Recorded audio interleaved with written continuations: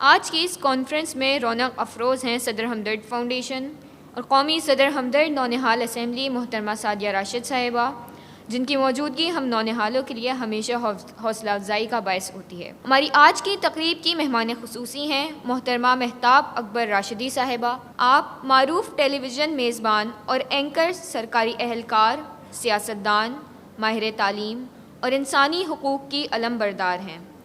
آپ مختلف اعلیٰ سرکاری عہدوں پر کام کرتی رہی ہیں۔ آپ ایک کتاب کی بھی مصنفہ ہیں اور مختلف جرائد و رسائل میں مضامین لکھتی ہیں۔ آپ نے خواتین کو ان کے حقوق دلانے اور سماجی و اقتصادی سطح پر بااختیار بنانے کے بارے میں آگاہی فراہم کرنے کے لیے کئی اقدامات کیے۔ آپ 2013 سے 2018 تک سندھ اسمبلی کی رکن رہی ہیں اور اس وقت رکن قومی اسمبلی کی حیثیت سے خدمات انجام دے رہی ہیں۔ محترمہ کو ان کی خدمات کے اعتراف میں صدر پاکستان کی جانب سے تمغہ حسن کارکردگی اور دیگر اعزازات سے بھی نوازا گیا ہے۔ ہماری خوش نصیبی ہے کہ ایسی ہمہ جہت شخصیت آج ہمارے درمیان موجود ہیں۔ ہم آپ کو دل کی گہرائیوں سے خوش آمدید کہتے ہیں۔ اور اب میں دعوت خطاب دوں گی سارہ عدیل کو۔ ان کا تعلق قائد اعظم رینجرز اسکول سے ہے۔ دلوں کو بھا گئی کچھ اس طرح ادائے رسول، کہ جانو دل سے صحابہ ہوئے فدائے رسول۔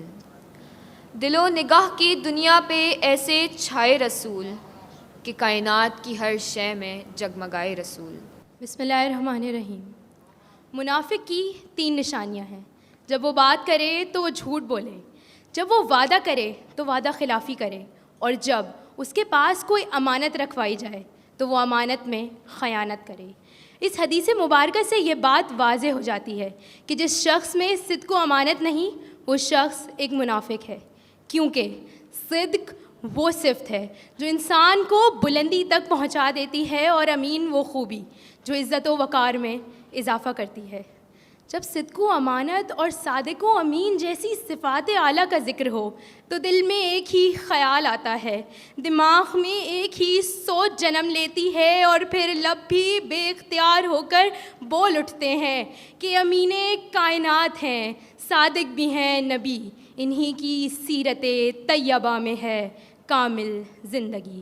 جناب والا، میں نہیں جانتی کہ نبی کریم صلی اللہ علیہ وآلہ وسلم کی حمد و ثنا، تعریف و توصیف اور مدحت و ستائش میں کون سا سخن بیان کروں کہ جو کچھ بھی کہوں گی نبی کی ذات اس سے بہت بلند و بالا ہے۔ نبی کریم صلی اللہ علیہ وآلہ وسلم تمام عالم انسانیت کے لیے تقلید کا اکمل نمونہ ہے۔ آپ صلی اللہ علیہ وآلہ وسلم صادق و امین ہیں، یہاں تک کہ کفار کے دور میں بھی حضرت محمد صلی اللہ علیہ وآلہ وسلم کو صادق و امین کے القاب سے پکارا گیا، اور کفار کے سردار نبی کے دشمن تک اپنی قیمتی اشیاء نبی کے پاس رکھواتے، اور انہیں اس بات کا یقین تھا کہ آپ جیسا صادق و امین اس پورے جہاں میں کوئی نہیں۔ تو پھر میں یہ کیوں نہ کہوں کہ وہ صداقت کا پیکر، وہ سچائی کا علمدار، محمد کی سیرت ہے چراغ راہ کردار۔ جناب والا، محمد صلی اللہ علیہ وآلہ وسلم بچپن سے ہی صداقت اور امانت کا پیکر تھے۔ آپ صلی اللہ علیہ وآلہ وسلم نبوت سے پہلے بھی صادق اور امین کے القاب سے پکارے گئے، یہاں تک کہ جب آپ صلی اللہ علیہ وآلہ وسلم پر مکہ مکرمہ نے دشمنان اسلام نے ظلم و مظالم کے پہاڑ توڑ ڈالے، یہاں تک کہ آپ کو مکہ چھوڑنا پڑا، تب بھی آقا رسول کو اپنی جان کی پرواہ نہ تھی۔ فکر تھی آقا رسول کو تو ان امانتوں کی کہ وہ ان کے مالک کے پاس کیسے پہنچائی جائیں۔ سبحان اللہ، ذکر کروں صداقت کا، سچائی کا، اس صدق و امین کے صدق کا، تو نبی کریم صلی اللہ علیہ وآلہ وسلم کے قول میں صداقت، آپ کے جذبات میں صداقت، احساسات میں، خیالات میں، اعمال میں، سوچ میں صداقت۔ نبی کریم صلی اللہ علیہ وآلہ وسلم کی زندگی کے 2 نمایاں پہلو صداقت اور امانت تھے۔ اسی لیے آپ صلی اللہ علیہ وآلہ وسلم نے اس بات پر بار بار زور دیا کہ صادق کا شمار اللہ تعالیٰ کے نزدیک صدیقین میں کیا جاتا ہے، اور امین کا ایمان اسی وقت مکمل ہو جاتا ہے کہ جب وہ امانت میں خیانت نہ کرے۔ آپ کی سماعتوں کا شکریہ۔